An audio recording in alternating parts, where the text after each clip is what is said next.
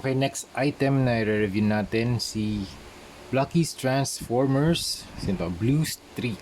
Blocky's Transformers Figures Galaxy version 01. Thank you very much, client. Thank you very much na Blocky's for sending this for unboxing, review, and customization. This is very nice.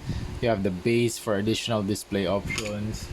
Tapos meron siyang mga accessories like alt hands. Ito nandito sa bucket and the gun. Tapos pwede mo rin siyang lagyan ng blast effect. Pareho siya ng build kay halos pareho ng build. Yung mga parts kay Prowl. Mamaya re-review natin si Prowl. Pero for now, very solid build.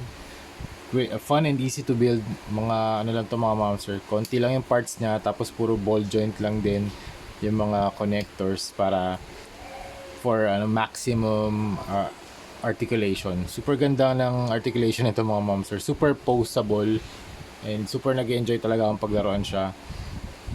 This is, anong pangalan nito? Si Blue Streak. So meron siyang mga doors. Tapos meron siyang, ano ba nakalagay? Tama, Blue Streak yung nakalagay dito sa part na to. Kunin ko lang yung brush ko so I can point things. Okay, so this is the front, the back, the side, and the side. Okay, tapos sa head, you have the color palette niya, dark gray, light gray, ano pa to? Red dito sa legs, saka sa waist and sa joints. Tapos yung body, light gray. Ayan. Tapos may mga yellow accents for additional contrast. Meron din blue. So yung eyes niya, color blue. You have the light gray face, red part or red sections dito sa head armor.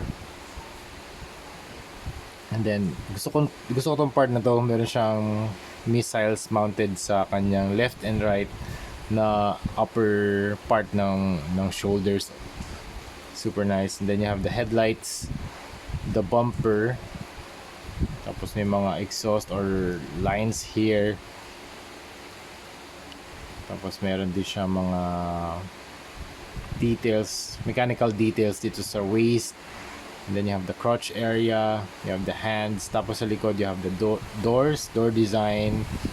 Tapos meron ding design dito, may mga sculpt din.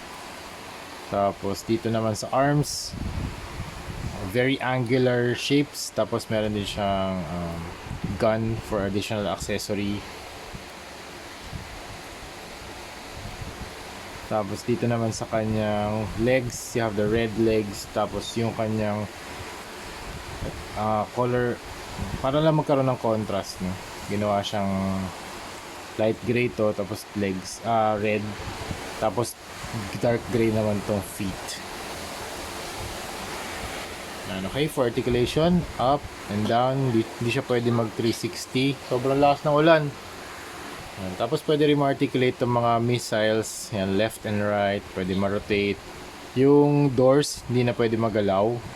Then yung arms can move outward, upward, and downward. Tapos may rotation din dito sa elbow, double jointed elbow, then ball joint yung kamay.